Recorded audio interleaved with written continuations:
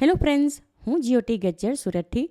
આજે હું તમારી સાથે વ્રત કે ઉપવાસમાં ખાઈ શકાય એવી સુરણની ફરારી કાતળી કેવી રીતે બનાવવી એની રેસીપી શેર કરીશ.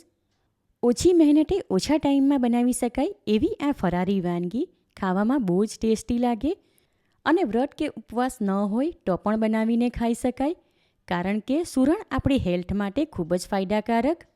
તો ચાલો આજની આ મજેદાર રેસીપી શરૂ કરીએ.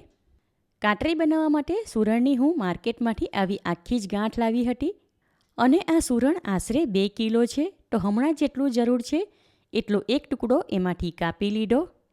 સુરણ જમીનની અંદર થાય માટે એની ઉપર પુષ્કળ પ્રમાણમાં માટી લાગેલી હોય છે. હમણાં એને ધોવાની જરૂર નથી, પણ ઉપરની છાલ ઉતારી લીધા બાદ પાણી વડે સારી રીતે ધોઈ લઈશું. સુરણનો એક મોટો ટુકડો લીધો હતો અને બીજો એક નાનો ટુકડો લીધો. બંનેની છાલ ઉતારીને પાણી વડે સારી રીતે ધોઈ લીધું. હવે એને આ રીતે પાતળી સ્લાઇસમાં કાપી લઈશું. પલીટા બનાવવા માટે જેમ રીંગણ કાપીએ એમ આ સુરણ કાપી લઈશું. આ ટાઈમ પર તમને એવું લાગે કે સુરણ કાપવાથી હાથમાં ખજવાર આવે તો હેન્ડ ગ્લોવ્સ પહેરી લેવા અથવા બંને હાથમાં સારી રીતે દેશી ઘી લગાવી દેવું. સુરણ આ રીતે સ્લાઇસમાં કાપી લીધું. હવે કાણાવાળી ચાળણી લીધી, એમાં દરેક સ્લાઇસ આમ ગોઠવીને મૂકીશું. હવે પ્રેશર કુકરમાં પાણી લઈને એક નીચે સ્ટેન્ડ મૂકીશું. એની ઉપર આ ચાળણી રાખીને કુકરમાં 2 વિસલ આવે ત્યાં સુધી સુરણ પ્રેશર કૂક કરી લઈએ. સુરણ પ્રેશર કૂક કરી લીધું અને કુકર ઠંડુ થયું એટલે ચાળણી એમાંથી બહાર કાઢી લીધી. તમે જોઈ શકો છો સુરણને આ રીતે હાથ વડે મેશ કરી શકાય એટલું બાફી લીધું. હવે એને શેકી લઈએ. એના માટે એક ફ્રાયપેન લઈને સ્ટવ ઉપર ગરમ કરવા મૂકી દીધી. ત્યાં gas flame law to medium તરફ રાખીને ફ્રાયપેનમાં 2 ટેબલસ્પૂન જેટલું તેલ લઈશું. સુરણની કાતળી શેકવા માટે મેં અહીં તેલ લીધું. તમારે એના બદલે દેશી ઘી લેવું હોય તો લઈ શકાય. તેલ ગરમ થાય ત્યાર પછી બાફેલી સુરણની કાતળી એક એક કરી હાથમાં લઈને આમાં શેકવા મૂકીશું. એકવાર ફ્રાયપેનમાં જેટલી આવે એટલી જ હમણાં મૂકીશું.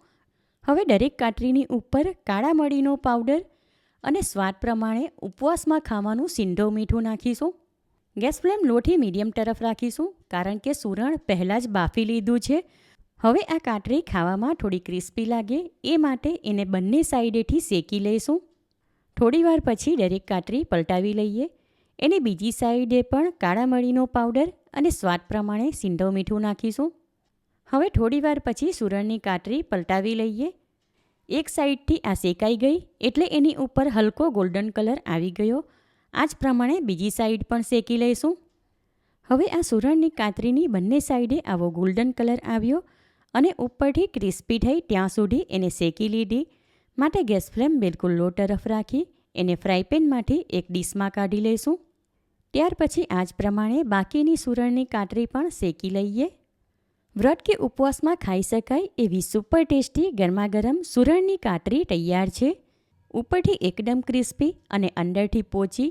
વ્રત કે ઉપવાસ ન હોય તો પણ ગરમા ગરમ આ સુરણની કાતળી ઠંડા ઠંડા દહીં સાથે ખાવાની મજા પડી જાય.